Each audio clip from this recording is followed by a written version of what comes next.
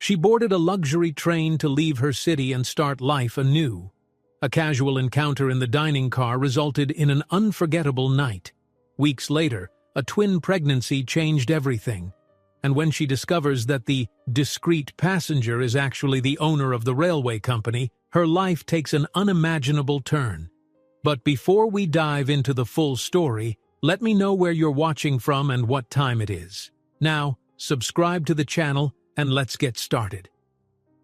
Alicia clutched her one battered suitcase as the sleek locomotive hissed on the track behind her. The station was bustling with excited travelers, families hugging goodbye, and porters hauling fine luggage with practiced efficiency.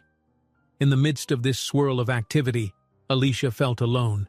She inhaled slowly, trying to steady her racing heart. She was about to board the train she had spent nearly her last penny on, a lavish, once-in-a-lifetime ticket she prayed would be the key to a better future. The magnitude of it all made her knees tremble, yet there was a small spark of determination glowing inside her. No matter how overwhelming it felt, she had to move forward.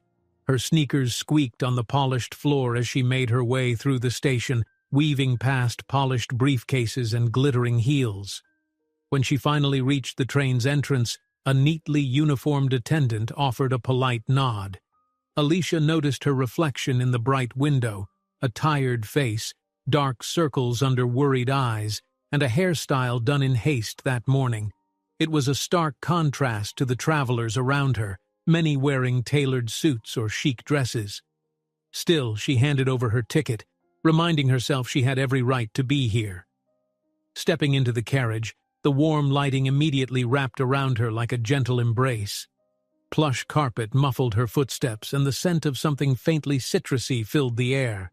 She paused in the narrow corridor, letting a businessman pass by, then continued on. Each cabin she passed seemed more luxurious than the last, with wide windows showcasing sleek leather seats or gracefully curved lamps. She couldn't help but linger by a couple of open doors, stealing glimpses of travelers already sipping champagne or discussing business ventures she could barely comprehend.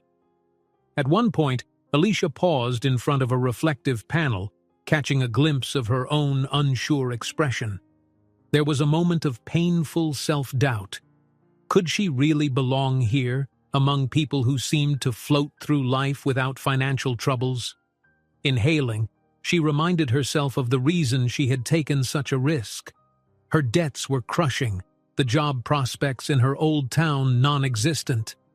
This journey was her chance to start over. She had to make the best of it.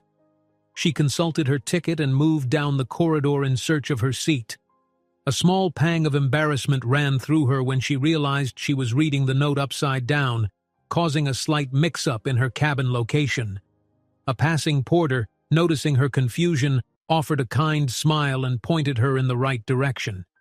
Alicia thanked him softly before continuing. She felt every uncertain fiber in her being, but she straightened her shoulders. This was not the time to cower. Once she found her seat and stowed her suitcase, she sank into the plush chair and tried to calm her heartbeat. The soft hum of conversation drifted from somewhere nearby. Curiosity gnawed at her, especially since she was determined to see more of the train. Perhaps exploring would distract her from the financial storm cloud that lurked in her mind. She locked her small suitcase securely and headed to the dining car. The dining car took her breath away. Golden light fixtures glowed overhead, reflecting off polished silverware and shining wine glasses. The tables were adorned with crisp white linens and small floral arrangements, giving the space an elegant and timeless charm. Waiters moved gracefully between seats, balancing trays of appetizers and freshly brewed coffee. Alicia felt a tad underdressed in her plain blouse and jeans, but she pushed back her self-consciousness, stepping into the gentle hum of low conversation. She found an empty table near the window and slipped into the seat, eyes wide with wonder. The window framed a spectacular view. Rolling hills bathed in late afternoon sunshine. The train hadn't left the station yet, but the scenery promised a beautiful ride ahead. She allowed herself a small smile. Maybe this wasn't a mistake after all. If nothing else, she would gather fond memories to carry back home, assuming she had a home to return to if things didn't work out in the new city. A friendly waiter approached, offering her a menu. He seemed to notice her nervous energy, because he leaned in and whispered, "Enjoy the trip. It's something special." Alicia nodded, murmuring her thanks while discreetly checking the prices on the menu. Even with the promotional ticket, everything around her screamed extravagance. Still, maybe she could afford a cup of tea and a simple sandwich. Just as she was deciding between options, someone quietly slipped into the seat across from her. Alicia glanced up, surprised to see a man who looked to be in his early 30s. He had neatly combed hair, a tailored jacket, and a polite smile. The first thing she noticed was his eyes, a calm gray that seemed genuinely interested in her. She blinked, unsure if she should say something or politely ignore his presence. He spoke first. "I'm sorry, I didn't mean to intrude. This place is pretty full, and the waiter mentioned I could share this table if you didn't mind." His tone was warm, not pushy. Alicia shrugged lightly, hoping she didn't look as flustered as she felt. "It's fine. I'm Alicia. I guess we'll be dining companions for now." He extended a hand across the table. "James," he replied. "Pleasure to meet you. First time on this train?" She nodded. "First time on a train this fancy anyway." She let out a shaky laugh. "I'm used to the little commuter lines back home." James smiled in understanding. "It's definitely a unique experience. I love train travel, though. It feels like a moving snapshot of life. There's something comforting about the steady motion." They fell into a surprisingly easy conversation. Alicia found herself revealing bits about her background, how she'd struggled to find decent work and decided to try her luck in a new city, how she might have spent her last savings on this ticket. Something in James's expression told her he wasn't judging her in the slightest. Instead, he leaned closer, listening intently. The warmth in her chest grew as they spoke. She noticed that he didn't boast about his own plans or flaunt any obvious wealth, even though she suspected he could afford nicer clothes than she had ever dreamed of. He asked about her hopes for the new city, offering encouraging words that made her heart flutter with the possibility that maybe she wasn't as alone as she thought. Mid-conversation, a tall woman in a designer coat passed by. She paused, looked Alicia up and down, then frowned as if something unpleasant had drifted in her direction. With a dismissive twitch of her lips, the woman continued on without a word. Alicia tried to pretend it didn't bother her, but James seemed to catch the interaction. "Don't mind people like that," he said gently once the woman was out of earshot. "Some folks think the world revolves around them." Alicia smoothed her blouse self-consciously. "I guess I'm still getting used to the idea that I belong here." James studied her a moment. "Well, you do. Everyone has a right to be on this journey." Before she could reply, the train gave a soft lurch, accompanied by a long, echoing whistle that signaled the official start of their trip. Alicia's heart soared for a moment, taking in the low rumble beneath the floor. This was it, the beginning of a ride she hoped would change her life. She felt a surge of courage as she reminded herself that even if she felt like an outsider, no one could stop her from pursuing a better future. Their conversation continued until the sun dipped lower in the sky, painting warm colors over the horizon. Eventually, James rose from the table with a friendly nod. "It was really good talking with you, Alicia. If you need anything, feel free to find me around the train. These corridors aren't that complicated once you get the hang of them." She managed a shy smile. "Thanks. I appreciate it." He gave a small wave, stepping away to answer a phone buzzing in his jacket pocket. Alicia observed the way people seemed to part for him in the aisle, like they sensed some quiet authority. She tried not to read too much into it, but questions gathered in the back of her mind. There was something about him, something that tugged at her, pushing her to wonder who he really was outside of this dining car. Deciding it was best to call it a night, Alicia headed back to find her own cabin.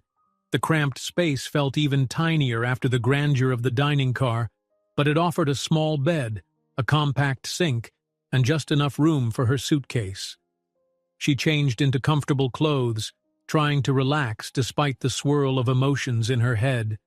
The steady click and hum as the train glided along the tracks was both soothing and strangely exhilarating. She tried to recall every detail of her conversation with James, the encouraging tone in his voice, that attentive, almost protective way he'd looked at her. It had been so long since anyone had bothered to really listen to her story. Swallowing the tangle of emotions in her throat, Alicia flicked off the overhead light and lay down, the glow of passing station lights occasionally streaking through the window. In the darkness, she closed her eyes, picturing the fleeting kindness in James's eyes and the sincerity in his words. She couldn't help but wonder if this was just a passing moment or the start of something far greater than she had ever anticipated. Exhaustion crept over her, but in her last moments of wakefulness, she clung to a small but powerful sense of hope. As Alicia settled into her cramped cabin for the night, she couldn't help replaying James's comforting words in her mind, wondering who he really is and if he might be part of the new start she so desperately needs. Alicia awoke to the soft swaying of the train and the golden beams of early morning sunlight peeking through the tiny gap in her cabin's curtains. For a moment, she forgot about her troubles, forgot about the looming debts, the nervous uncertainty about her future, and simply let herself bask in the gentle warmth that promised a new day. Then reality resurfaced, and she felt a small knot tighten in her stomach. She remembered she was on a luxury train, one she could barely afford, heading to a city where she had no guarantees of success. But she had committed to this path, and she couldn't turn back now. She quickly got dressed, choosing a modest outfit that would at least make her feel presentable. Last night's conversation with James lingered in her mind. She still felt an odd sense of comfort recalling how kindly he had listened to her story. At the same time, she wondered about his background. There had been subtle hints that he was more than just a friendly traveler. She shook off those thoughts for the moment, stepped out into the corridor, and followed the faint aroma of breakfast drifting through the train. When she arrived at the dining car, it was already buzzing with life. Uniformed waiters navigated the aisles, balancing trays of fruit, pastries, and steaming cups of coffee. Alicia tried to move discreetly through the hustle, looking for an empty seat. A waiter with a bright smile greeted her, gesturing to a small table near a window. Relief washed over her. It was always better to sit by a window where she could look outside if she felt too self-conscious. Once she settled in, she ordered a simple cup of coffee and a slice of toast. The immaculate tablecloth, gleaming cutlery, and elegantly folded napkins made her feel slightly out of place, but she kept her chin up. As she waited for her coffee, she gazed at the view beyond the glass. The train was gliding through a patch of countryside bathed in soft morning light, the fields speckled with wildflowers. For a moment, she forgot her worries again, letting the scenery calm her restless heart. The waiter returned with her coffee, placing the delicate porcelain cup on the table. Alicia inhaled the rich scent, grateful for this small luxury. She hadn't even taken her first sip when a flurry of commotion erupted to her left. A man in a tailored suit came rushing down the aisle with another passenger close behind him. Their shoulders collided, jostling the tall man's arm and sending hot coffee splashing onto his expensive jacket, and, as fate would have it, across Alicia's sleeve as well. A sharp gasp escaped her, and she rose to her feet, instinctively reaching for a napkin to dab at the scalding liquid. The man in the suit, rather than acknowledging the jostling from behind, swung around to pin the blame squarely on Alicia.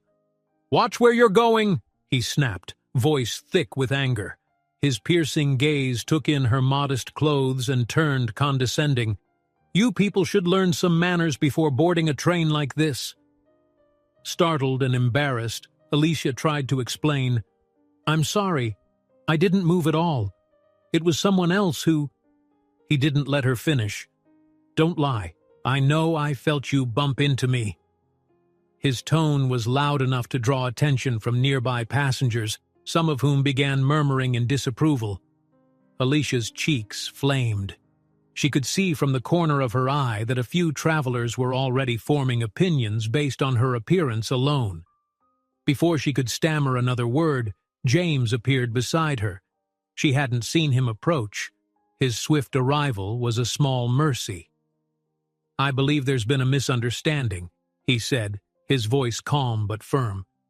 "I watched what happened, and Alicia here wasn't at fault." The angry passenger turned his glare on James, only to falter when he registered the authority in James's posture. "And who are you exactly?" His words lost some of their edge. James didn't miss a beat.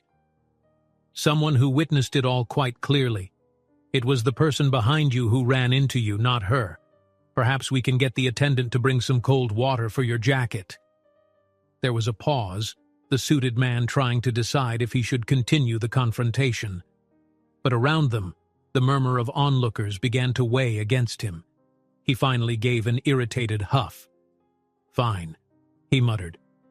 "But you should still be more careful." He tossed in Alicia's direction, though with noticeably less venom. He marched off toward the nearest exit, presumably to change or cool down. Alicia's heart hammered in her chest. She stared at the coffee stains on her sleeve, wishing she could shrink into her seat and disappear. As she dabbed at the fabric with a napkin, James placed a gentle hand on her shoulder. "Are you all right?" he asked softly, leaning closer so they wouldn't be overheard. She nodded, still breathless from the commotion. "Thank you. I didn't know what to say." "You don't have to say anything," James said. He was out of line. "I just didn't want you to get stuck in a situation that wasn't your fault." A mix of gratitude and embarrassment fluttered in Alicia's chest. She offered a shaky smile. "You always seem to show up right when I need someone." He shrugged, a hint of a grin forming. "Let's just say I have good timing." A staff member apologized for the inconvenience and replaced Alicia's coffee with a fresh cup, also offering napkins for her sleeve. She tried to clean the worst of the stain, but the incident had soured her mood. She could practically feel the curious stares from the other passengers.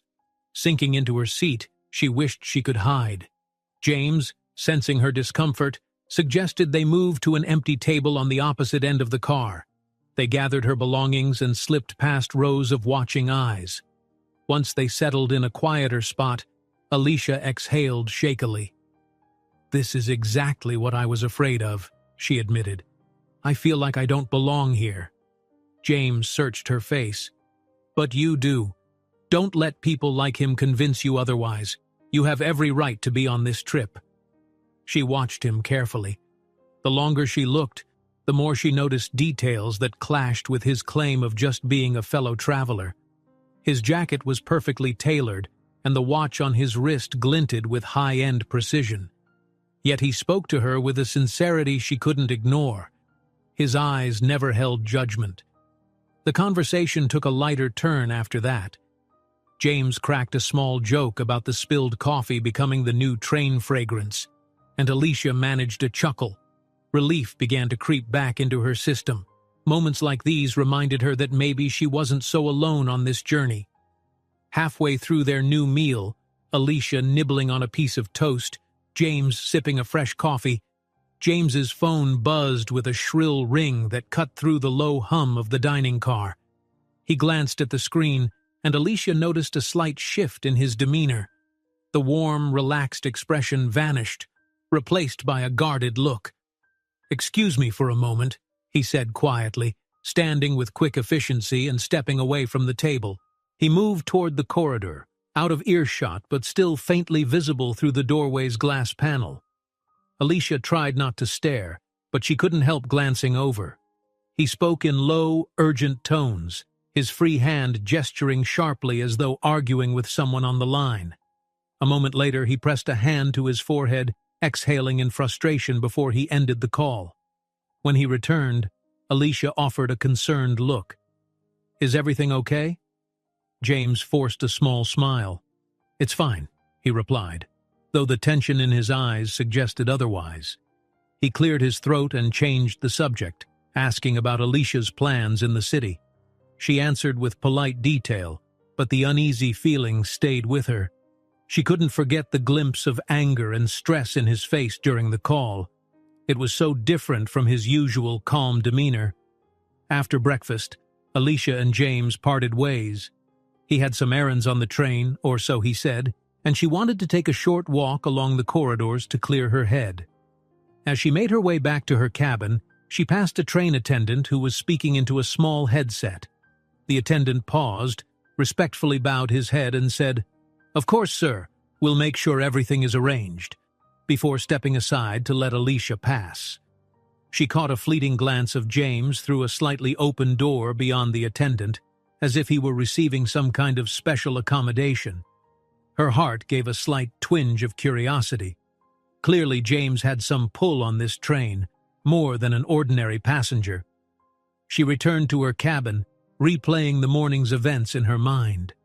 The confrontation with the arrogant passenger still left a bad taste in her mouth, but she also felt a touch of pride that she hadn't cowered completely. James's intervention gave her the smallest measure of confidence. At least there was someone out there, a near stranger yet strangely comforting presence, who didn't look at her with scorn. Time passed as the train rumbled onward. Alicia tried to relax with a book, but her thoughts kept drifting back to James's tense phone call and the way people on the train treated him with deference. It wasn't her imagination. Every attendant she'd seen speaking to him acted like he was someone with authority or influence. She wanted to shrug it off as overthinking, but she couldn't deny her instincts. Later, she ventured to the observation car, hoping a change of scenery would soothe her restless nerves. Standing by the large window, she admired the rolling hills that blurred by under the afternoon sun. The rhythmic clack of the tracks usually brought her comfort, yet her mind remained busy with questions. Was James just a wealthy man used to getting his way, or was there a different story altogether? He had come to her defense not once, but twice now. He seemed genuinely kind, and that kindness felt authentic. But the secrecy that draped over him was impossible to ignore. Alicia had learned to trust her gut over the years, and her gut was whispering that James had a life far more complicated than the one he presented to her. That evening, Alicia found herself back in her cramped cabin, exhaustion pulling at her. The day had been long, filled with emotional ups and downs. As she lay on the narrow bed, the train's gentle swaying lulled her, but it didn't quiet the questions swirling in her head. Her thoughts kept returning to the moment James stepped between her and that angry passenger, the calm strength in his gaze, and then the stark shift when he took that mysterious phone call. Alicia closed her eyes, letting the train's steady movement lull her into a half-sleep where fragmented dreams danced with real memories. Shadows of doubt intermingled with the lingering warmth of James's smile. Eventually, the sun had fully set and the train chugged on through the dark landscape. She tried to find comfort in the knowledge that morning would bring a new day of possibilities, but her heart remained unsettled. Alicia lies awake, replaying the day's events, especially the way everyone deferred to James. She can't shake the feeling that he's hiding a life far more complicated than he admits. When morning light spilled through the train's windows, Alicia stirred awake and realized they had reached the outskirts of her destination. Through the glass, she caught glimpses of a sprawling cityscape just beyond the tracks, tall buildings standing like sentinels under a pale sky, industrial yards mixing with traces of greenery. Her heart fluttered with anticipation and dread. This was the place she had pinned all her hopes on, yet she was arriving with little more than a single bag and a dream she couldn't quite articulate. Gathering her belongings, she carefully navigated the narrow corridors until she reached a vestibule near one of the exits. Other passengers were already lining up, some chatting excitedly about their upcoming plans. Others, swathed in sleek attire, tapped impatiently on smartphones. The air smelled faintly of metal and warm textiles. Alicia held her suitcase close to her side, trying to convince herself she belonged among these confident travelers. Just as the train slowed into the station, she heard a familiar voice behind her. Leaving without saying goodbye? She turned to see James, a half-smile playing on his face. He looked rested, yet she could sense an undercurrent of concern in his eyes. Perhaps it was the same tension she had noticed whenever his phone buzzed. Alicia bit her lip. "I didn't want to bother you. You seemed busy." He shook his head. "Never too busy to wish you well. Besides," he reached into his pocket and pulled out a small folded note. "Here's my number in case you need anything. And I mean it. Anything at all." She stared at the slip of paper as though it were something precious and fragile. "Thank you," she managed, slipping it into her jacket. She felt a rush of conflicting emotions, gratitude, curiosity about who he really was, and an odd sense of loss at the thought that they were about to part ways. The train squeaked to a halt, and the doors opened with a hiss. A mild chaos ensued as passengers filtered onto the platform. James walked with her, suitcase in hand, weaving through the bustling station. People crowded around them, families reuniting, solo travelers checking maps, business people rushing off to their next appointment. Overhead, a loudspeaker announced arriving and departing trains, its echo blending with the clatter of rolling luggage. "Well," Alicia said, forcing a brave smile, "this is it. Fresh start." James nodded. "You'll do great here. Just remember, if things get overwhelming—" He tapped his jacket, indicating the note he'd given her. "Call me." She nodded, an odd reluctance blooming in her chest. They stood there for a moment, the station swirling around them, until James's phone rang again. He glanced at the screen, then back at her, regret softening his features. "I need to take this," he apologized. "You take care of yourself, Alicia." Before she could say another word, he merged with the crowd. She saw him answer the call, tension in his posture as he disappeared beyond a throng of travelers. Alicia stood motionless for a few seconds, the hum of people around her punctuating the realization that she was truly on her own. The sense of possibility gave her a shaky thrill, pushing her to step forward. She straightened her shoulders, clutched her suitcase, and headed outside. The city greeted her with a brisk, chilly wind and a skyline of tall, concrete buildings. Cars honked, pigeons flapped across the sidewalks, and people in sharp business suits brushed past her, lost in their own pressing routines. Taking a bus to the address she had scribbled in her notebook felt like diving headfirst into a new world. Rows of shops and office blocks sped by. She saw coffee stands on every corner, neon billboards advertising local shows, and clusters of people chatting at curbside vendors.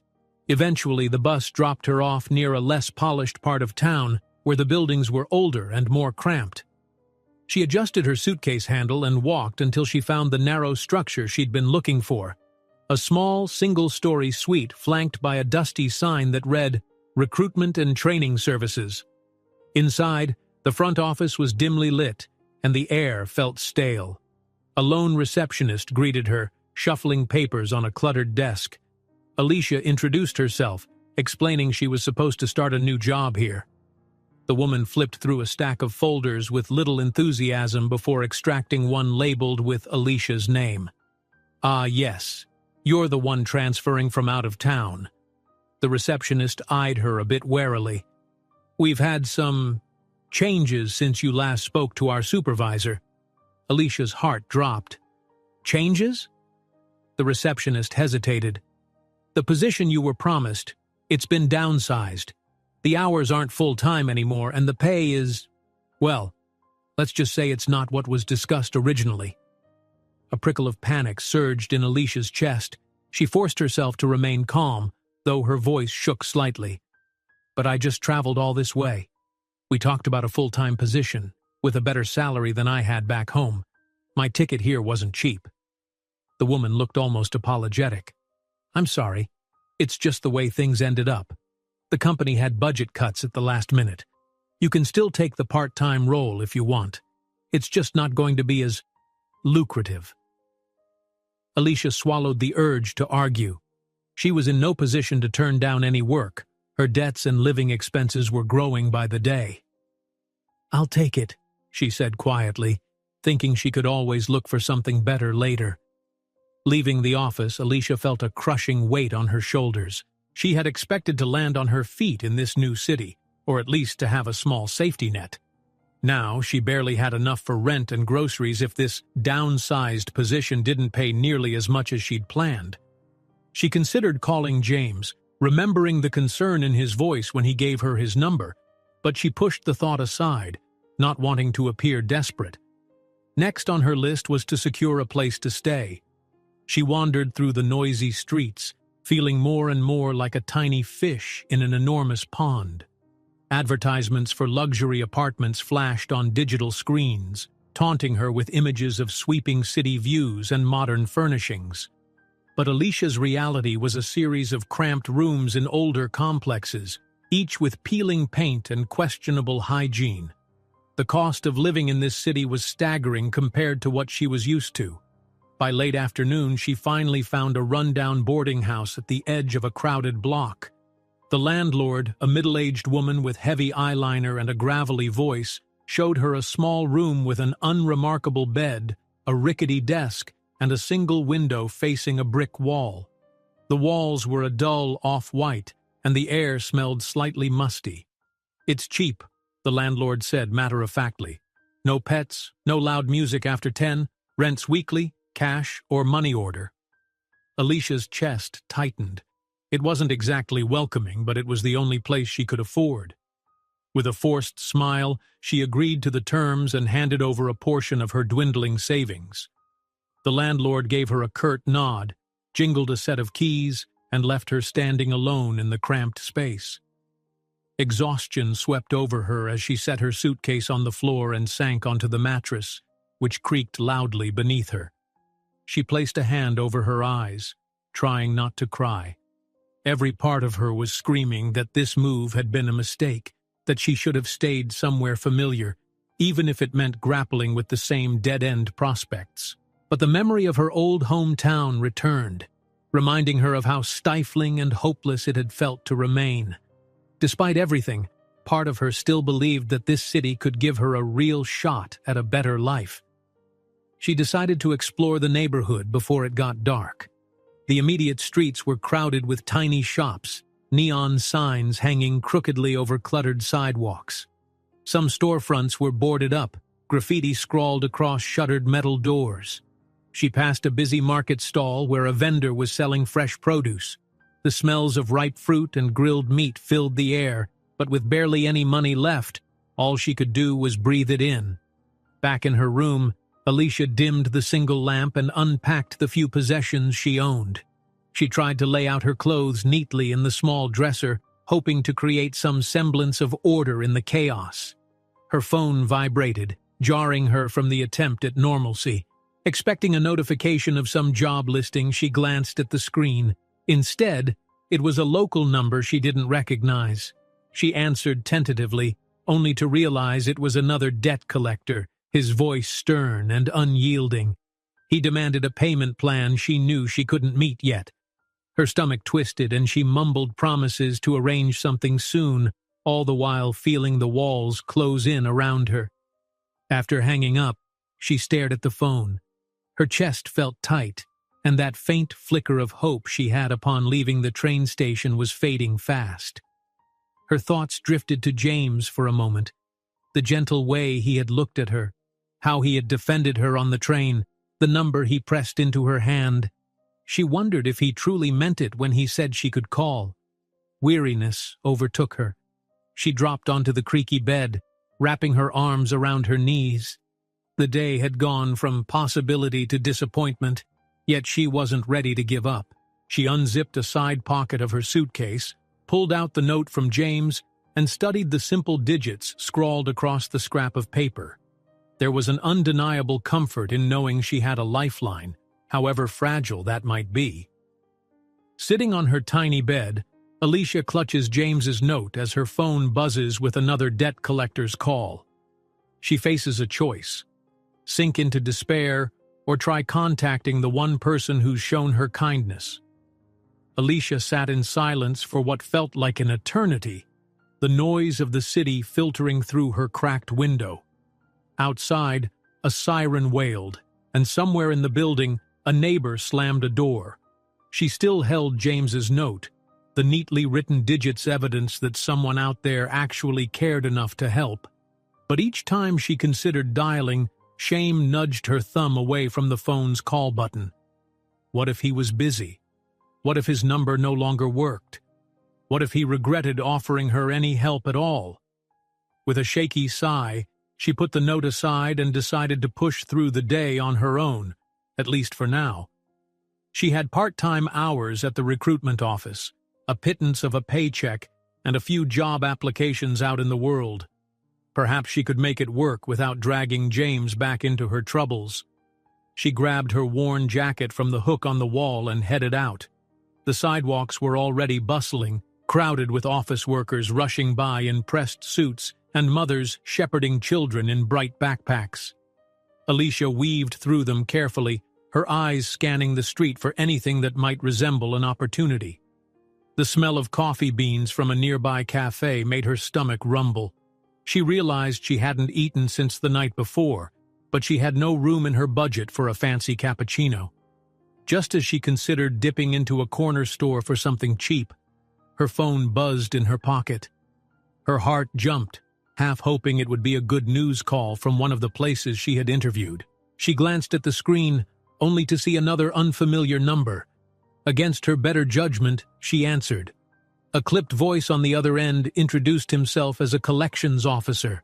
The call was short and curt, reminding her that she had overdue payments for a credit card from her old town.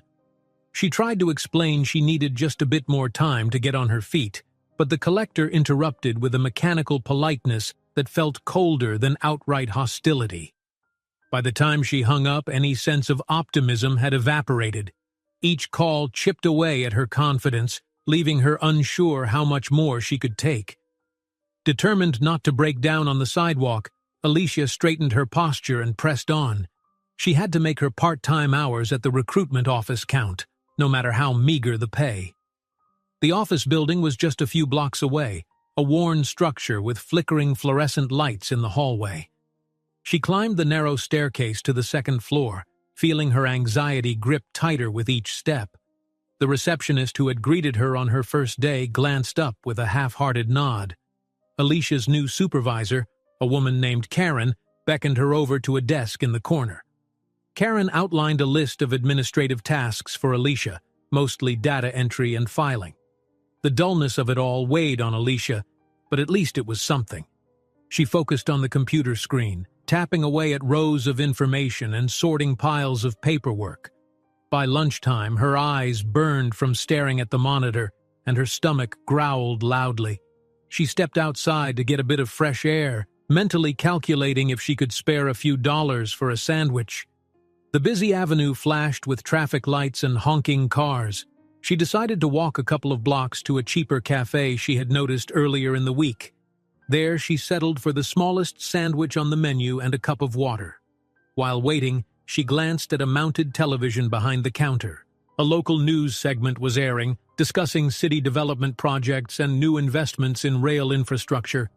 Her breath caught when the screen showed a photograph of a distinguished older man in a tailored suit, identified as the head of a major railway empire. The anchor mentioned his family's involvement in expanding luxury train routes. As the segment continued, the camera panned to a younger figure standing beside him. Similar build, similar confident stance. The face was blurred in the background, but Alicia felt a sudden, inexplicable tug of recognition.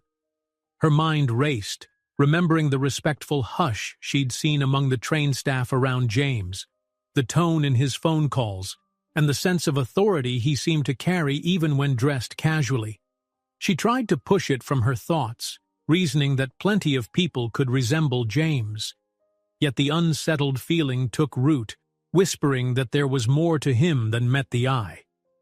When the cafe employee handed her the sandwich, Alicia thanked him quickly and hurried back to the office, her mind still buzzing. That evening, she left work more exhausted than usual. She had stayed a few extra hours to finish a project, chasing the faint hope of impressing her supervisor enough to gain more stable employment. Stepping out onto the dimly lit street, she felt worn down and hungry again. Remembering the produce stall in her neighborhood, she decided to walk there and pick up something for dinner. Streetlights flickered overhead as she navigated blocks of aging brick buildings, small convenience stores, and neon-lit signs advertising small businesses. The sidewalk was quiet except for a few pedestrians. She spotted the produce vendor's stand at the end of the block. It was small and brightly lit, with piles of oranges, apples, and tomatoes stacked neatly in plastic crates. Alicia approached, scanning her limited cash, intending to buy just enough for a modest meal.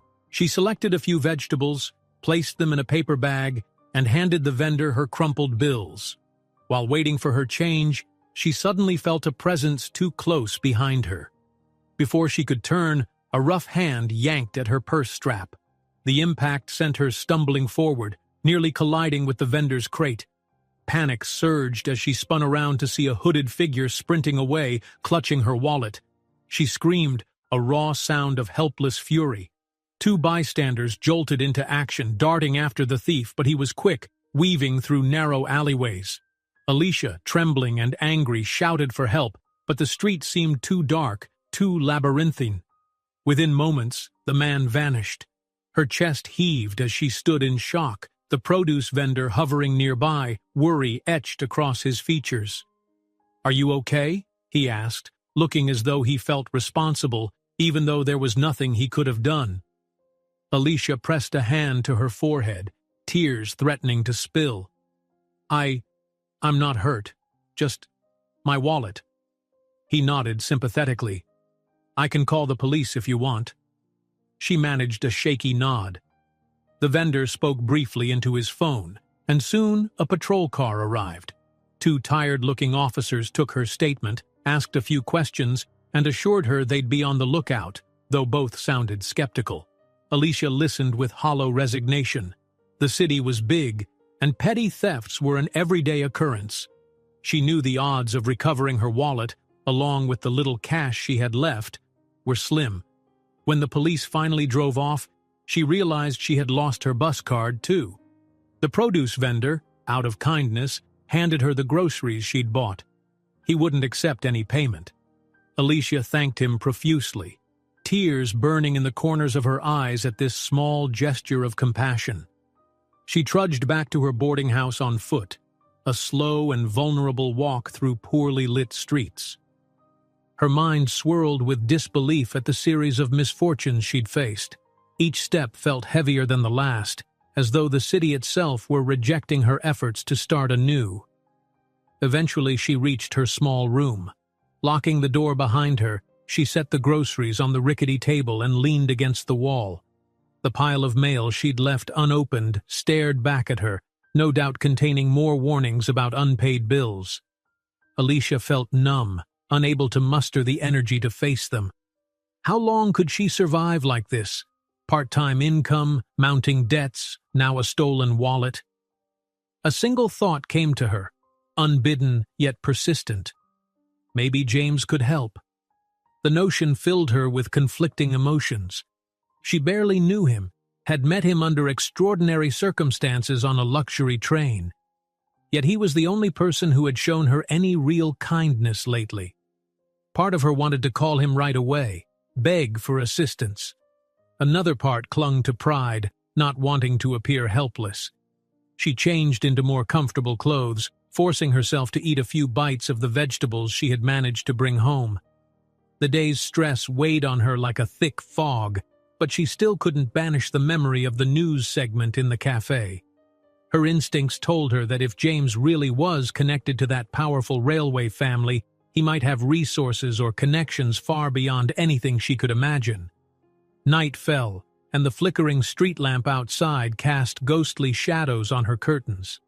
She crawled into her narrow bed, mind buzzing with worry about her lost wallet, her inability to pay rent, and the possibility that James might not be who she thought he was. Sleep came grudgingly. Hours later, in the darkness of early morning, she awoke with a start. A wave of dizziness and nausea rolled over her, far too intense to be a mere reaction to the day's stress. She pressed a hand to her forehead, which felt hot and clammy. Her stomach churned, and her mind raced with possibilities she had tried to ignore. Could it be something she ate? Or was there something else happening inside her, something that both frightened and thrilled her at the same time? Late that night, Alicia wakes from a restless sleep with a swirling stomach and a haunting sense that something bigger than mere stress is happening inside her body. Alicia woke before dawn with a twist in her stomach, a nauseating wave that made her bolt to the cramped bathroom next to her room. After retching until she felt weak, she rested her forehead against the cool edge of the sink, breathing hard. It had been days since the first pangs of dizziness, but now it felt much worse. Her instincts prickled with the thought that this was no ordinary case of nerves or bad food. When morning finally came, she dragged herself out, determined to visit the nearby clinic she had spotted on a previous walk. Even though money was tight, her worries about the constant nausea outweighed her concerns about the cost. The city was stirring to life around her. Shopkeepers swept sidewalks, buses rumbled by, and office workers hurried past with coffee cups in hand.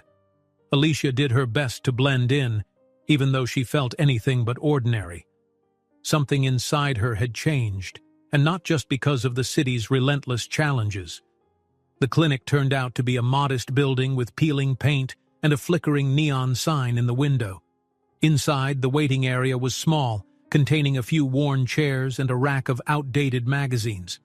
A weary-looking receptionist handed her a clipboard of forms to fill out. Alicia's hand trembled slightly as she wrote her name, address, and the few personal details she felt comfortable sharing. She was called back to see an older nurse who weighed her and took her temperature. Alicia explained her symptoms: waves of nausea, dizziness, occasional cramps, and the nurse pursed her lips, nodding slowly. They did a quick checkup, asked a few questions, then decided to run a simple test. Alicia waited in a tiny exam room that smelled faintly of disinfectant, heart pounding like a drum inside her chest. A short while later, the nurse returned, eyes kind but serious, and asked Alicia if she had anyone to support her. A chill ran through Alicia's spine as the nurse spoke with delicate words. "You're pregnant." Alicia blinked, feeling the news land in her chest like a heavy stone. Her mind swirled back to the train journey, to that electric connection with James, and to a night she had quietly held close to her heart. Before she could fully process the shock, the nurse led her down the hall for a more detailed look. An ultrasound tech guided Alicia into a dim room, asked her to lie on a cot, and applied a cool gel to her abdomen. The machine whirred softly, and after a few tense moments, Alicia was shown a grainy image on the screen. Two small shapes flickered faintly in the darkness of the monitor. "Twins," the tech said with a hint of surprised warmth in her voice. For a moment, Alicia couldn't breathe. She stared at the ghostly forms, hearts beating in sync. 2 tiny lives. The revelation sent her emotions spinning: wonder, terror, and an overwhelming protectiveness she'd never known. She thought about her chaotic circumstances: the stolen wallet, the looming rent, the meager job hours. And now, twins. She was both awestruck and terrified in the same breath. Back in the exam room, the doctor explained what carrying twins would entail: extra caution, more appointments, higher expenses.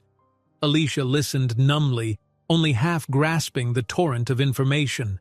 Once she stepped back into the clinic's waiting area, her mind buzzed with questions. How could she possibly handle this alone? What would she do for money, for rent, for medical care? She paid as much of the clinic bill as she could afford, the amount leaving her savings even more depleted. Then she drifted outside, the midday sun feeling harsh against her eyes. The city seemed unbearably loud and bright, the pavement hot under her soles. She found a bench near a bus stop and sat down, pulling out her phone with trembling fingers. James's number was there, in her contacts now. She had saved it after typing it from the note he'd given her on the train. Her heart pounded as she debated calling, the memory of him flooding her thoughts, his gentle concern, his steady confidence. She pressed the phone against her ear, each ring stretching her nerves tight as a bowstring, but there was no answer, only a polite, mechanical voicemail greeting. She left a message in a shaky voice. "James, it's Alicia. I need to talk to you. It's important. Please call me back." Feeling exposed and alone, she hung up. The bus stop was crowded with strangers, none of them aware of her turmoil. She longed for someone to lean on, but she had no close friends here. The few acquaintances she'd made in her boarding house were kind enough, but she didn't trust them with this kind of personal news. Instead, she rode the bus home, pressing her forehead against the smudged glass, staring out at the passing neighborhoods. Back in her room, she locked the door and sank onto the bed, placing a hand on her still flat stomach. She tried to picture herself in a few months, carrying 2 babies, children who had come into existence in the middle of her struggle. Yet a faint sense of wonder touched her. No matter how fearful she felt, she was not just living for herself anymore. That thought gave her a spark of resolve. She dialed James's number again. Still no response. Anxiety clawed at her, but she forced herself to stay calm. Maybe he was busy or traveling. Perhaps he didn't recognize her number. She left another voicemail, this time more urgent. Setting the phone aside, she thought about searching for him online. Typing James and railway into a search engine brought up countless results.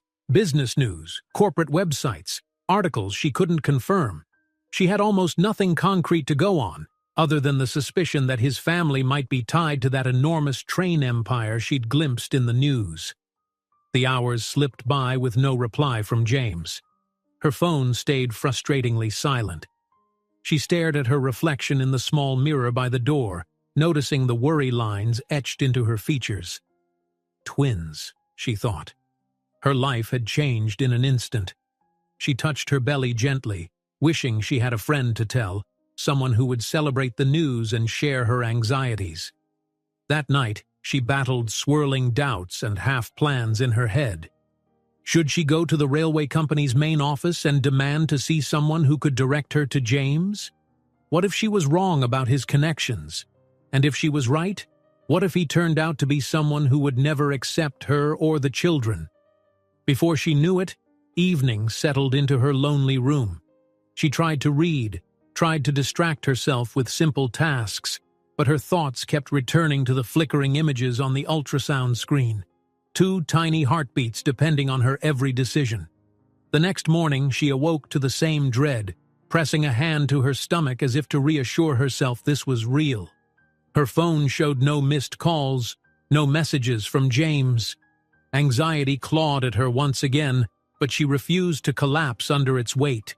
She dressed, determined to keep moving forward, no matter how fragile her situation felt. She remembered the billboard she had once passed, featuring a stern-looking older man tied to a grand railway business. Maybe that was her only lead. If James was truly part of that family, she would find him by going straight to the source. Whatever chaos awaited her, whatever intimidation came her way, she had to try.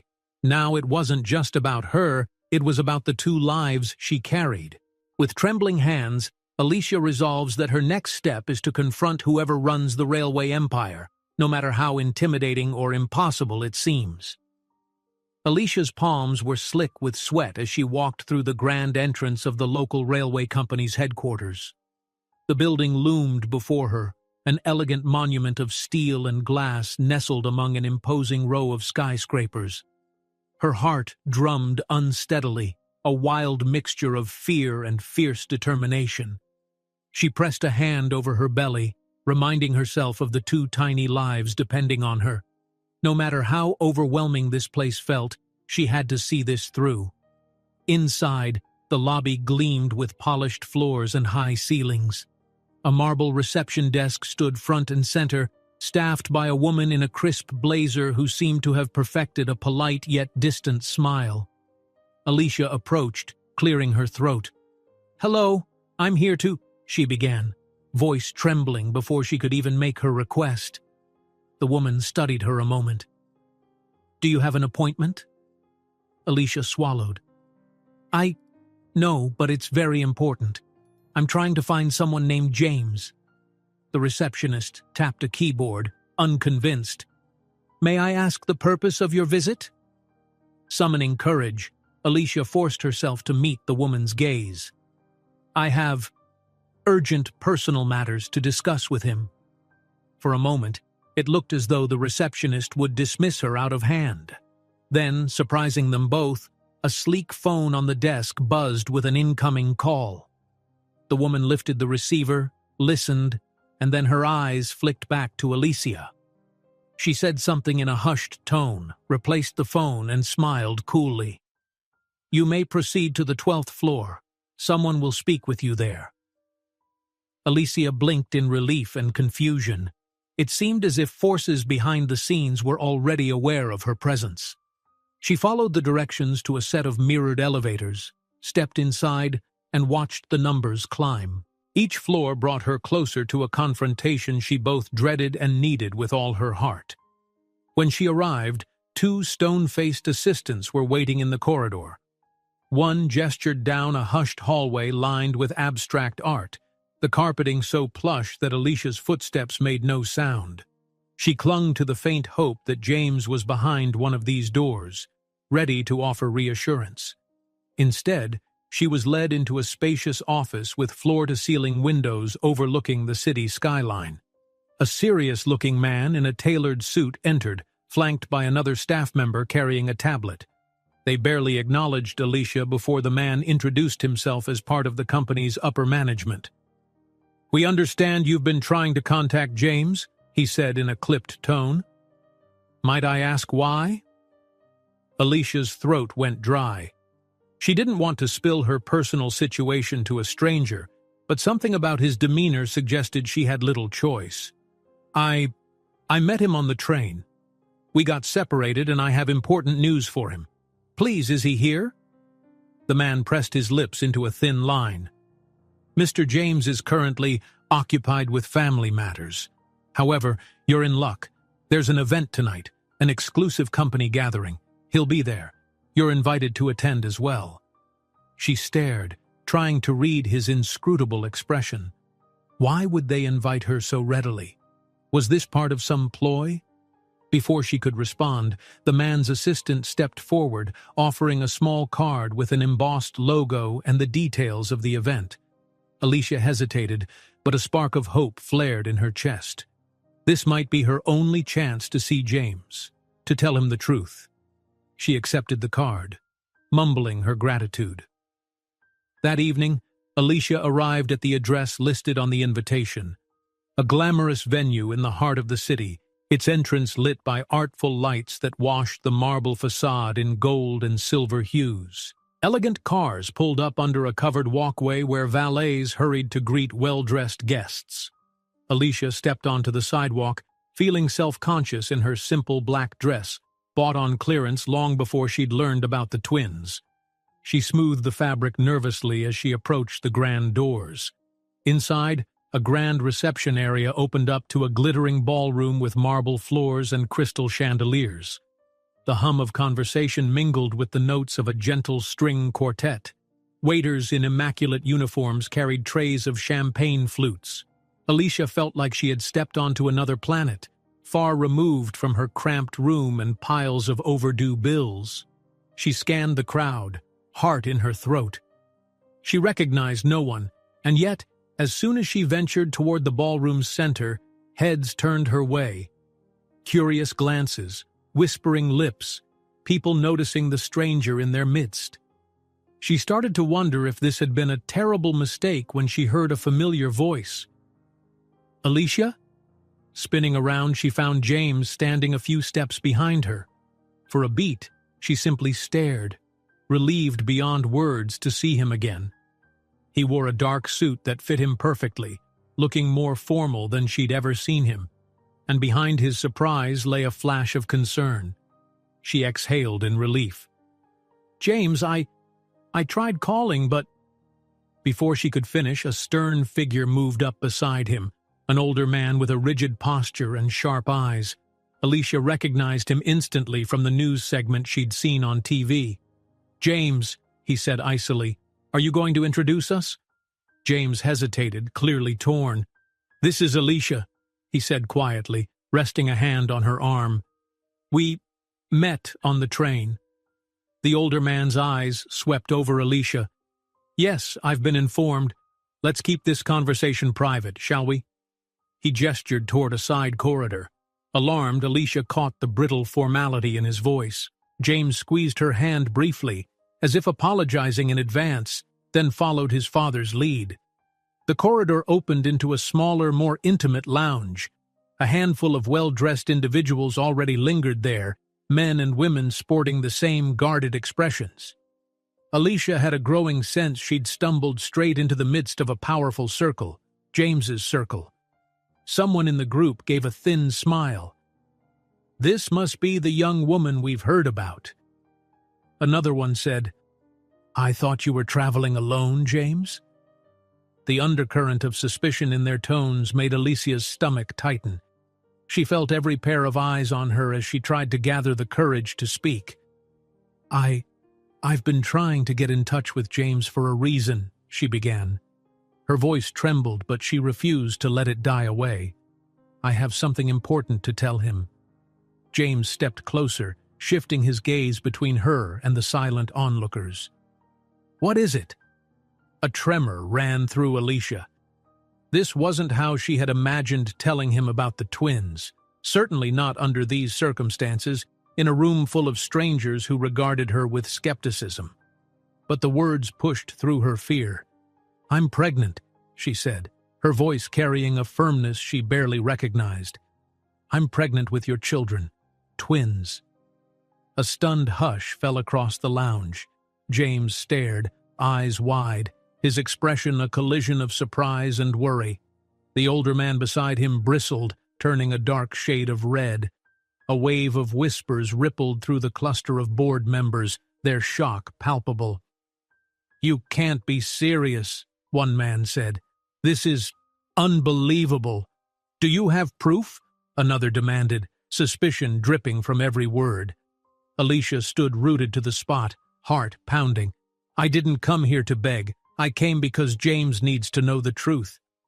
James finally found his voice. "Alicia, why didn't you—" "She's lying," someone hissed from the back, sparking a fresh flurry of accusatory murmurs. A tall woman with impeccably styled hair took a step forward, lips curled in distaste. "This is precisely the kind of scandal we feared. A young woman latching onto James for money, status." "That's not true," Alicia shouted, tears burning in her eyes. "I never asked for a thing from him. He has a right to know about his children." Before James could intervene, his father's voice boomed with authority. "That's enough! Security!" Two uniformed guards materialized at the doorway, a commanding presence that made Alicia's breath catch. The older man jerked his head toward her. "Show this young lady out. She's caused enough of a scene." James tried to protest, stepping in front of Alicia, but a group of board members pulled him aside. The father seized James by the arm, hissing something Alicia couldn't hear, though she caught the words discretion and business. Everything happened in a whirlwind. One moment, Alicia was standing in the lounge, heart laid bare. The next, she was being ushered back down the corridor, away from the glittering lights and wealth that seemed determined to cast her out. She glimpsed James one last time, his face torn with conflicting loyalties, as she turned a corner. Humiliated, tears threatening to break free, Alicia didn't wait for a second dismissal. She hurried through the main ballroom, ignoring the curious stares, pushing her way toward the grand doors. Outside, the night air felt startlingly cold, the city lights harsh against her damp eyes. She wrapped her arms around herself, trying to keep it together, the reality of her situation crashing over her with dizzying force. She tried to hail a taxi, but the busy street offered none. Feeling completely defeated, she took shaky steps away from the venue, unsure where she was even going. With each step, she replayed James's stunned expression, the accusations from the board, the fury in his father's eyes. Could James really choose business over her, over their children? Alicia departs into the night, convinced that James might sacrifice their bond under the family's immense pressure. leaving her alone in a city where she has no resources and 2 lives to protect. Night had long settled by the time Alicia dragged herself back to her cramped rented room. As she climbed the stairs, a harsh, buzzing fluorescent light flickered ominously, matching her unsteady mood. Her thoughts were a whirlwind, replaying the humiliating scene at the grand event. She had never felt so exposed, so judged, told, in no uncertain terms, that she wasn't welcome in that glittering world. And James? He hadn't stood in her defense the way she'd hoped. His silence had cut like a blade. At her door, she found a slip of paper, another warning from the landlord. She swallowed hard while reading the terse note that threatened eviction if she didn't catch up on rent. Her heart clenched. She'd known this was coming, but seeing it spelled out in bold letters made her chest tight with panic. Stepping inside, she flicked on the overhead bulb. The glow revealed the stark reality of the situation. A peeling wall, an empty fridge humming uselessly, and unopened bills scattered across the scuffed floor. She locked the door behind her and leaned against it, shoulders shaking as she tried to hold back tears. For a moment, she allowed herself to sink down, burying her face against her knees. Exhaustion weighed on her like a heavy cloak. She felt battered from the turmoil of the night, from the swirl of accusations and furious glances that had chased her out of that opulent venue. For the second time in a single evening, her eyes burned with tears she could no longer swallow. Yet as she pressed her hands protectively over her belly, she remembered there were 2 little lives growing inside her. That fact alone kept her from falling apart entirely. Taking a shaky breath, she rose to her feet. She moved to the table where the stack of bills and collection notices lay in a haphazard pile. Each envelope felt like it was made of lead. One by one, she tore them open, scanning the black and white demands for payments she couldn't even begin to afford. Final notices, overdue statements, threatening language about legal action. She tossed them aside, bitterness coiling in her stomach. Fatigue gnawed at her, but she forced herself to think clearly. Maybe she could beg her employer for more hours. Maybe she could find a second job somewhere in the city. It didn't matter that she was already exhausted, didn't matter that her feet ached and her head spun with worry. She had to try. The children she carried meant she couldn't afford despair. Despite her resolution, her body felt dangerously weak. When she tried to lift her arms to set the envelopes aside, she noticed a trembling she couldn't control. Panic flared. What if the stress was harming the babies?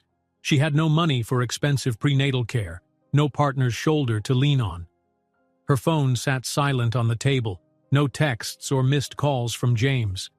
The events of the evening had dashed her last sliver of hope that he might step up on his own. A soft knock startled her. She opened the door a crack to see the kind neighbor from down the hall, a woman with tired eyes but a gentle presence. She offered Alicia a plastic container. "Homemade soup," she said simply, her voice hushed. "I thought you could use something warm." Alicia's throat tightened with unexpected emotion. "Thank you," she whispered. "You didn't have to." The neighbor held up a hand. "It's nothing. I heard, commotion. You take care, all right?" She disappeared before Alicia could say more. Clutching the container, Alicia felt tears prick at her eyes again. The soup smelled comforting, the faint aroma of vegetables and broth reminding her of simpler days. She warmed a small bowl on the stovetop and ate quietly, forcing the spoonfuls down even though her nerves threatened to spoil her appetite. She couldn't afford to miss a meal, not with the twins depending on her. Afterward, she flicked off the overhead light and sank onto the bed springs groaning. She massaged her temples, her mind a maze of uncertainty. Every path she could imagine seemed blocked by an immovable barrier. She pictured James's face at the party, stunned, perhaps even guilty, but ultimately silent when his family closed in around her. The memory stung. She'd believed that once he knew the truth, he would champion her, or at the very least, offer kindness. How foolish she felt now to have invested hope in a man she barely knew. Yet a stubborn kernel of doubt whispered that he might be caught between unstoppable forces, that his father and the entire board were pressing him to silence the scandal. Were those excuses enough to let him off the hook? When the phone buzzed suddenly, her breath caught, heart pounding in the dimness. Fumbling for it, she saw an unknown number. Her thoughts leapt to James. Maybe he'd borrowed another phone. Maybe he was finally reaching out. She answered with a trembling hello, only to hear a harsh, mechanical voice. Another collection call, no mercy in the clipped tone demanding overdue payment. She hung up, burying her face in her hand, stifling a sob. Time dragged on as she stared at the ceiling, reliving every misstep that had led her here. Her first day in the city, the stolen wallet, the job that paid too little, the moment she discovered her pregnancy. She wanted to believe there was a greater plan behind this chain of events. But her faith in a brighter tomorrow was wearing thin under the relentless barrage of bad luck. To calm herself, she tried to think ahead. There had to be some resource in the city for people in her situation, women with unplanned pregnancies, no family support, no stable income. A women's shelter, maybe, or a community health center. She made a mental list. Tomorrow she would ask around, do more research at the library if she had to. Pride wouldn't feed her or her children.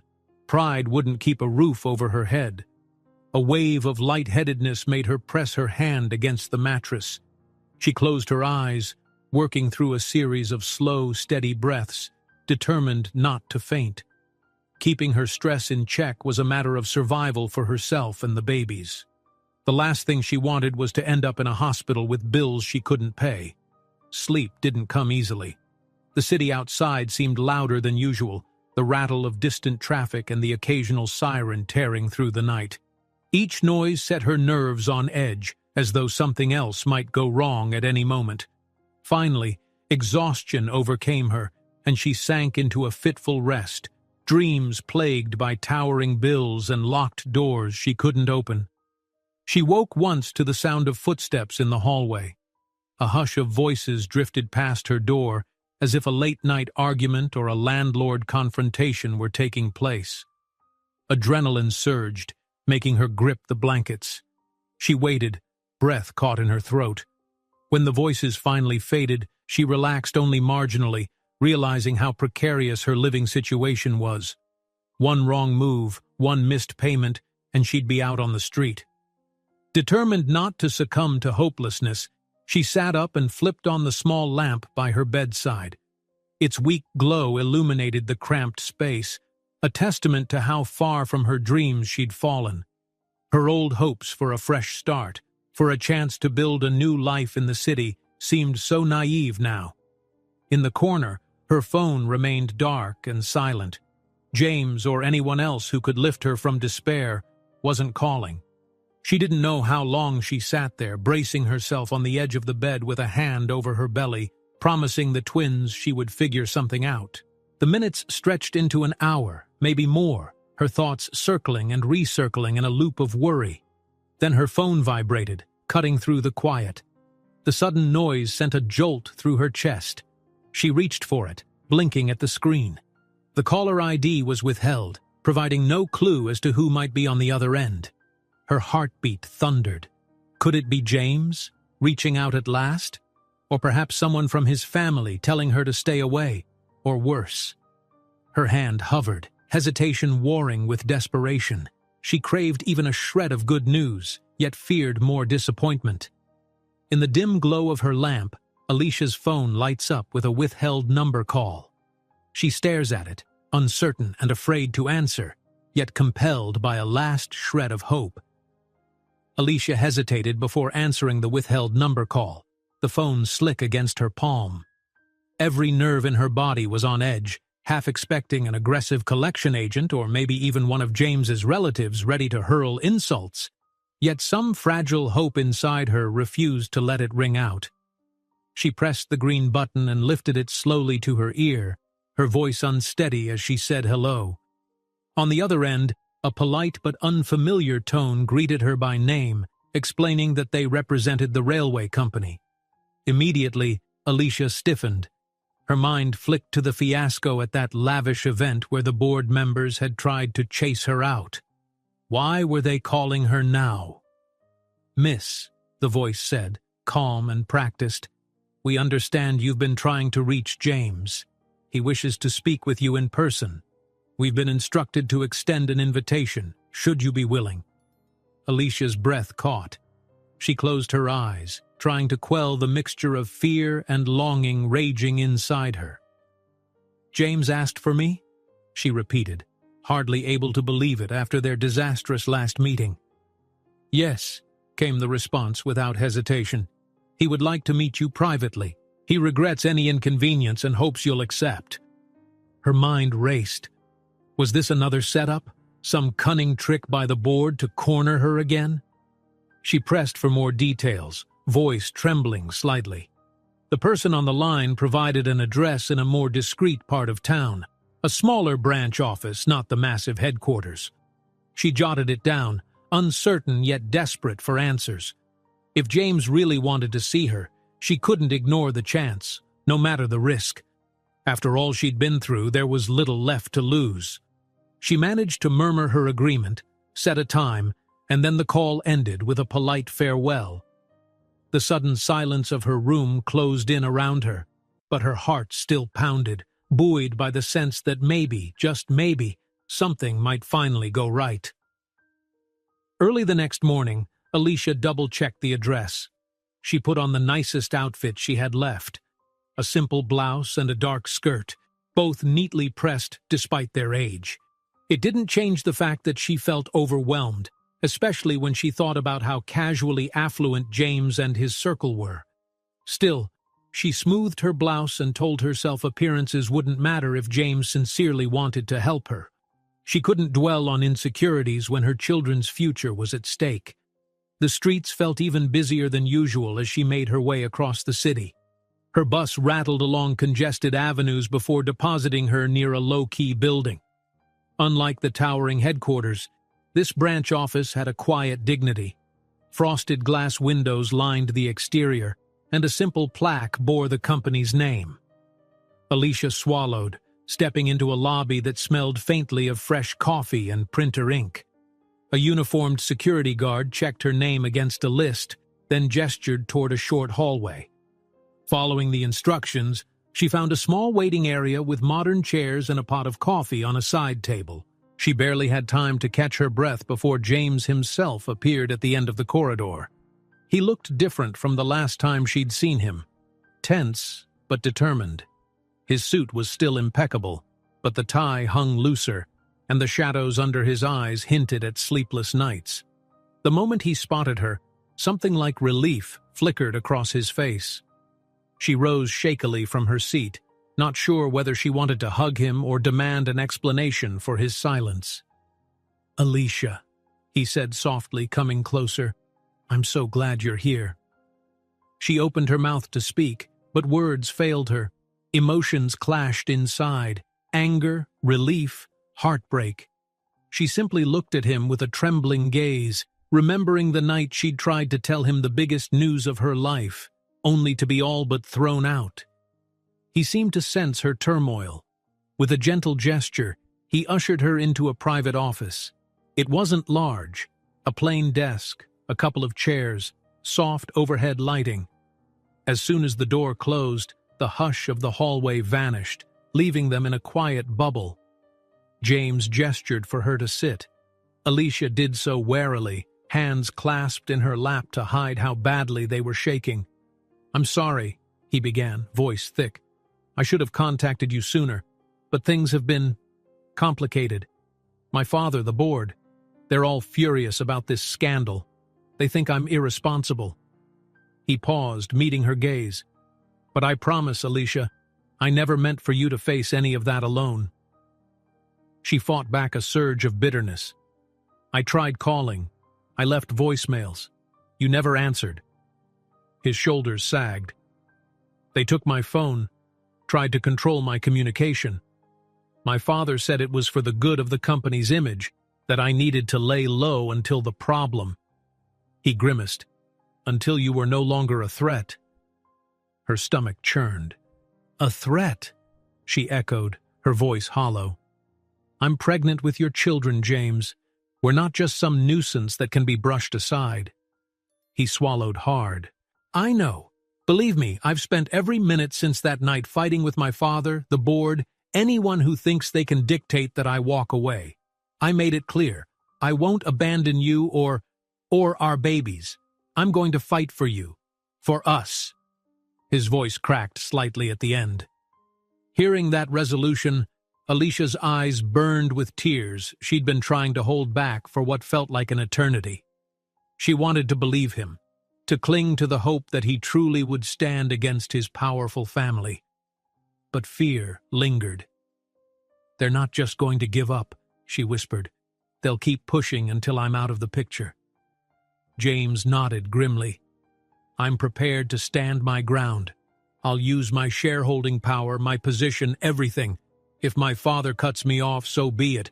I'd rather lose the fortune than lose this chance. The words sent a wave of dizzying relief through Alicia, mixed with anxiety about what losing the fortune would look like. She swallowed. I don't need your money. I never did. I just need you. He reached across the desk, gently taking her hand. That's exactly why I'm doing this. She shivered at his touch, the tension of the last few weeks making her heart pound. Before she could respond, the office door burst open. A woman in a trim business suit entered unannounced, eyes flashing with irritation. Alicia recognized her as one of the board members from the fateful event. What is she doing here? The woman demanded, ignoring the notion of knocking. James, have you lost your mind? We're in damage control mode, and you think it's wise to hold secret meetings like this? James stood, releasing Alicia's hand but remaining between her and the intruder. I told you, he said firmly. My personal life is my own. Alicia and I have a future together, and I won't let you or anyone else sabotage that. The woman's gaze darted from him to Alicia, brimming with contempt. You're risking a major family empire. Do you even realize the stake we have in the upcoming negotiations? She waved a handful of papers in frustration. If the media catches on to this fiasco, James cut her off. That's enough. If you came to deliver threats, leave. His voice was sharper than Alicia had ever heard, brimming with a resolve that made the board member's expression falter. The tension crackled like a live wire, but eventually the woman exhaled a harsh breath. You'll regret this, she warned, turning on her heel and disappearing out the door. When she was gone, the small room felt suffocatingly quiet. Alicia let out a breath she hadn't realized she'd been holding. She looked up at James, who shook his head, clearly rattled by the confrontation. He sank back into his chair, jaw set. I'm sorry, he said again, voice lower now. This is what I'm dealing with daily. They think they can bully me into compliance, but I'm done playing by their rules. Alicia watched him, trying to make sense of the fierce loyalty that clashed with his uncertain position. Tentatively, she placed a hand on his. Thank you, she said softly, for taking this stand. He looked at her with gratitude and something deeper, an affection that seemed to shimmer despite the chaos. I'll do better, he whispered. I promise. They decided it was best to leave before anyone else interrupted. Alicia let him guide her to an elevator at the far end of the corridor, bypassing the curious glances from a few employees who clearly sensed tension in the air. Out on the sidewalk, the late afternoon sun glowed between buildings. She blinked in its brightness, suddenly overwhelmed by how the day had turned from fear to guarded optimism. James stopped under a recessed doorway, away from the main foot traffic. He hesitated, then gently drew her into an embrace. The city bustled around them, but for a moment, Alicia's world narrowed to the steady beat of his heart, the warmth of his arms. I'll contact you soon, he said, leaning back to look into her eyes. I have a lot of battles to fight, but I'm not letting you fight them alone anymore. Emotion welled in her chest. Then we'll face them together, she whispered. half in wonder that she was even saying those words. They stood there a moment longer, each holding on to that sense of fragile unity. Eventually, Alicia stepped back, aware of how quickly they might become targets of prying eyes. She nodded, a faint smile flickering across her lips. As they parted ways on the sidewalk, Alicia felt an odd rush of hope, but just when she was about to turn, a sudden flash caught the corner of her eye. She glanced around and saw, down the street, the unmistakable glare of a camera lens pointed in their direction. The silhouette holding it vanished behind a parked vehicle, leaving Alicia shaken with the realization that someone was still watching. Alicia woke before sunrise, the memory of that camera's flash still fresh in her mind. She had barely slept, tossing and turning amid a tangle of blankets. In the gray quiet of early morning, she stared at the ceiling, feeling an undercurrent of dread about who might have snapped her picture and what they intended to do with it. Her phone chirped, startling her out of her thoughts. She fumbled for it on the bedside table, heart pounding. As soon as she saw the name of a co-worker from her part-time job, she braced herself for bad news. "You won't believe this," her co-worker said in a breathless rush. "I'm at the corner store picking up coffee and your face is all over the front page of some cheap tabloid. There's a picture of you and that guy, James something, outside that office building." The words hit Alicia like a punch to the gut. She felt her stomach twist. What? What does it say?" "They're calling it a scandalous affair," came the apologetic reply. "They're painting you like some gold digger trying to trap an heir. I'm so sorry. I thought you should know." Alicia managed a tight thank you, then ended the call. Her hands shook as she scrolled through her phone, and within minutes she found the very headline plastered on a gossip site. "Secret heir caught in lover's tryst. Who is the mystery woman?" The article speculated that James was set to inherit a massive railway fortune and hinted Alicia was just another scandal waiting to explode. They had posted the grainy photo of her leaning against him on the sidewalk, twisted in a way that looked far more intimate than reality. Her heart thudded uncomfortably. She set the phone aside and pressed her palms over her belly, trying to ground herself. The twins were real. Her love for them was real. Whatever rumors flew around didn't change that. Yet it stung to read those poisonous words about her intentions, especially when she had never desired anything but honesty and support. By midday, the article had spread. Alicia's phone buzzed with messages from acquaintances old and new, some genuine, some gawking. She hated every second of it, despising the spotlight that thrust her into the public eye for all the wrong reasons. Meanwhile, James was on the other side of town, striding into a board meeting that crackled with tension. He could feel the stares of the assembled executives, each seated around a polished table beneath glaring overhead lights. His father occupied the head seat, hands folded in a show of stern composure, but James recognized the flicker of anger beneath that calm facade. Silence thickened the air as James took his seat. Then one of the board members slid a copy of the day's tabloid forward, the offending headline in full view. "Care to explain this?" the board member asked, tone dripping with disapproval. James glanced at the article, jaw tight. "It's nonsense," he said curtly. "You all knew I was going to see Alicia. She's carrying my children, and I refuse to treat her like a dirty little secret." His father cleared his throat, eyes narrowing. "You're fueling a scandal that could tarnish this company's reputation," he said. "We have major negotiations for expansion coming up. Investors with little tolerance for drama." James squared his shoulders. "I won't abandon Alicia. If certain investors have a problem with my personal life, that's unfortunate. But I won't break my commitments for the sake of someone else's comfort." A murmur of shock rippled around the table. His father's face darkened. "You're threatening to throw away everything I've built just to placate this girl?" he demanded. "You realize what will happen if you keep this up? We could cut you off, James. Your position in this company is not unassailable." James refused to back down. "Do whatever you feel you must, but I won't bend. Alicia and I are building a family, and I plan to stand by her." Frowns and whispers circulated among the board members, yet none dared speak outright against him. They recognized his substantial stake in the company's shares, enough to create a significant rift if forced to choose sides. As tensions rose in that sterile conference room, James understood the fight would be long and ugly, but he felt a fierce resolve. He would not be bullied into betraying Alicia. Across town, Alicia returned from a quick errand to find a hateful message scrawled across her door in black marker, "Gold Digger." Her breath caught in her throat. She glanced around the dingy hallway, expecting to see someone lurking, but all she found was silence and peeling paint. Heart-pounding, she tore a rag from her sink and tried to scrub away the ugly words. They barely budged, leaving a faint stain of malice behind. She hurried inside, locking the door.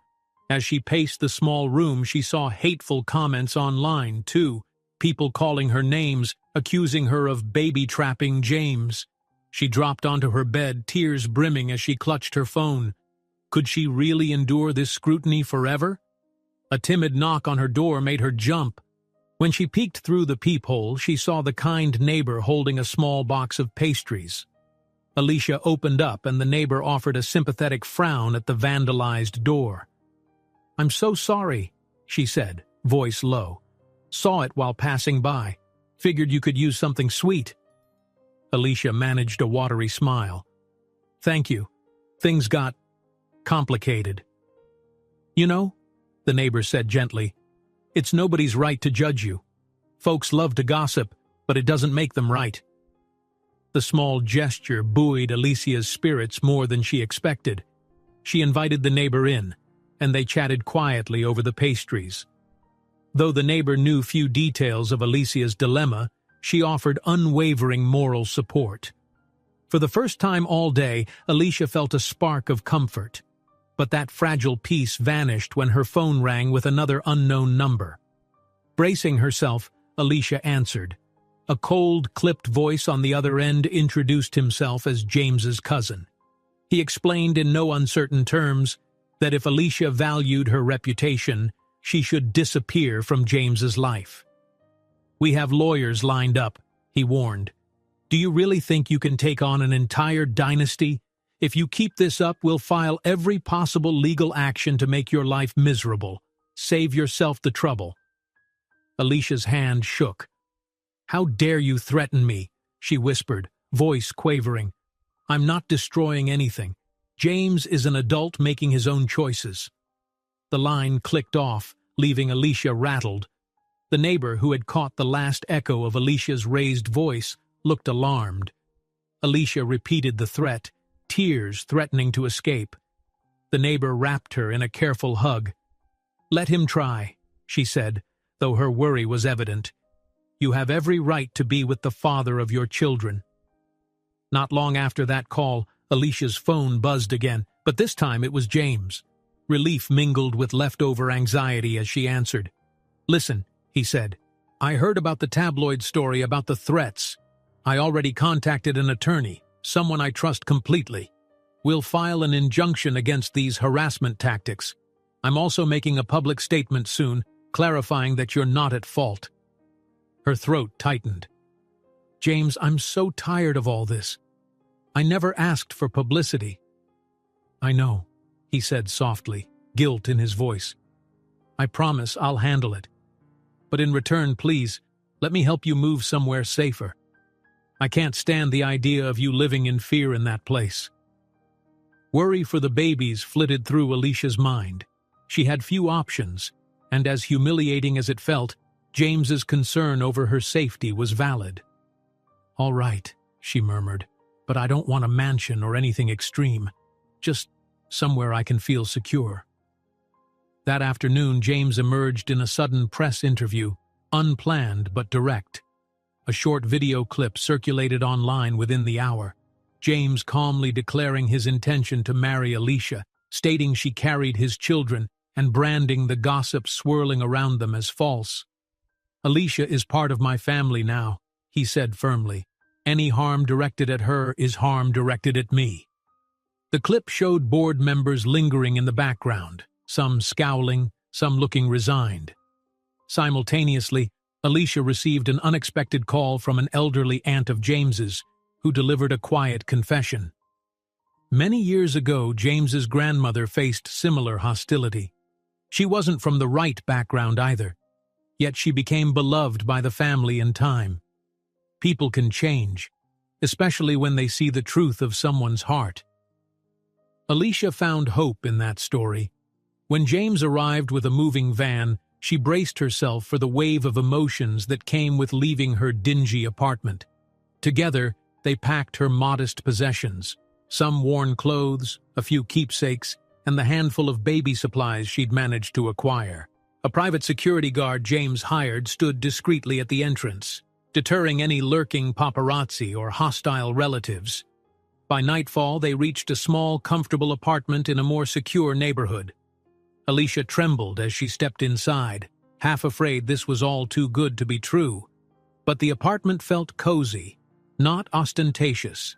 Clean walls, decent space, a little balcony overlooking a quiet courtyard. James closed the door behind them, setting down a box of her things. "I know it's not perfect," he said, studying her face, "but I wanted you to be safe. We can figure out the rest together." She nodded, gratitude mingling with cautious optimism. "Thank you," she whispered, meaning it more deeply than she could express. Later, an evening checkup confirmed the twins were thriving. Alicia watched James's face as the doctor replayed the reassuring heartbeat sounds. His eyes lit up in a way that told her everything she needed to know about his commitment. She linked her fingers with his, and for a fleeting moment, the chaos of the world outside fell away. Not all was resolved, though. Just before they parted ways that night, a courier delivered an official envelope to Alicia's new address. Inside was a letter signed by a key board member, requesting a formal meeting with her and James. No details offered, but the tone was stiffly polite. Clutching the letter, Alicia feels her heart pound. This could be a turning point, but she fears yet another trap or test that might tear them apart. Alicia pressed the stiff envelope against her chest, taking a steadying breath.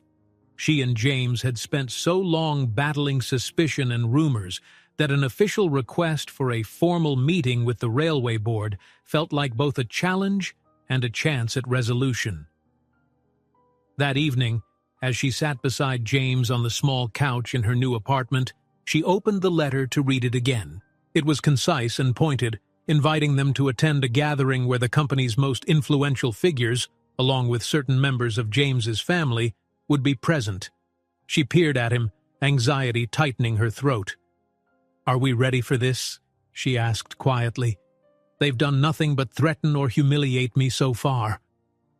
James reached for her hand, lacing his fingers with hers. His eyes held a gentle certainty. "We face this together, remember? Whatever they want, we go in united." That promise buoyed her the next day as they walked hand in hand into a stately boardroom downtown. The space felt formal, with a long, gleaming wooden table and tall windows overlooking the bustling city below. Several board members stood waiting. Some Alicia recognized, others she'd only heard about in hushed rumors. At the head of the table was James's father, posture stiff, face unreadable. And seated to his right, in a place of clear importance, was the grandmother Alicia had heard whispers about but never met in person. As soon as they entered, the older woman motioned for them to sit. Her face showed no outright hostility, only curiosity tinged with a hint of warmth. "I've been wanting to meet you," she said, her voice low but firm. "We all have." James's father cleared his throat. "We're here to discuss the future of this family and this company," he stated, his tone less combative than the last time Alicia had heard him speak. Given recent events, it's evident we can't simply ignore reality. A tense stillness settled around them. Alicia felt her pulse quicken, but she held James's gaze, drawing courage from the steady grip he kept on her hand. She expected an interrogation or a lecture, but instead, the grandmother's voice broke the silence.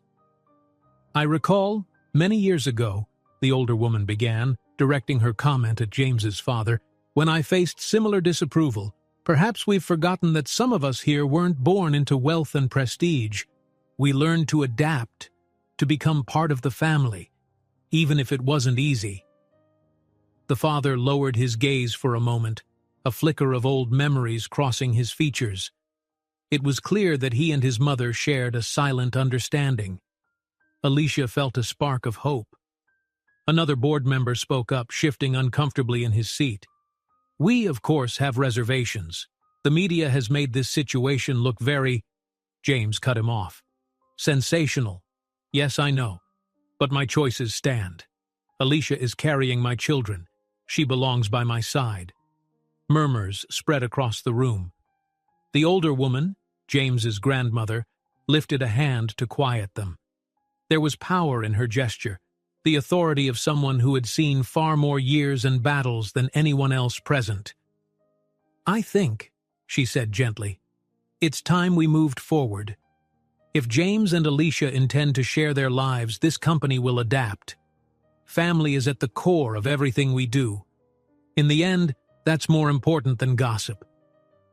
James's father looked torn, but after a beat, he released a slow exhale, as though yielding to a tide he could no longer fight. If that's your decision, Mother, he said, his voice subdued, then I'll respect it. He turned his gaze to Alicia. I admit, I may have misjudged you. If you truly care for my son, and he for you, then we must find a way to keep peace, for the sake of the company, and more importantly, for the family. A tremor of relief went through Alicia, though she still felt cautious.